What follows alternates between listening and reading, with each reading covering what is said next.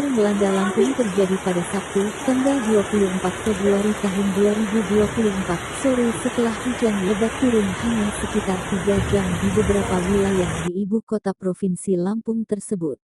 Ribuan warga terdampak dan harus mengungsi. Berdasarkan data inventarisir Polda Lampung, lokasi banjir terparah terjadi di 6 kecamatan yakni Kecamatan Kedaton, Rajabasa, W. Halim, Sukabumi, Kedamaian, dan Teluk Betung.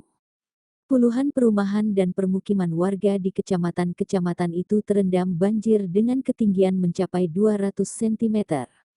Di beberapa titik banjir seperti di Kelurahan Nunyai, Kecamatan Rajabasa arus air cukup deras dan membahayakan.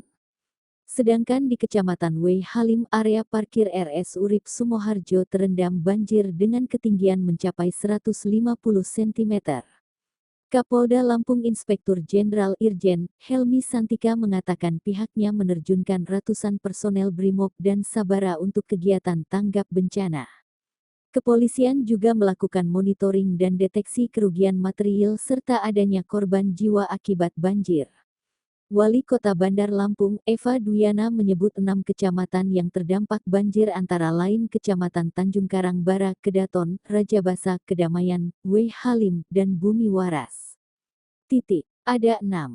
Namun, tidak semua kelurahan yang terdampak dan semua RT yang terdampak, kata Eva Duyana, Minggu, tanggal 25 Februari tahun 2024.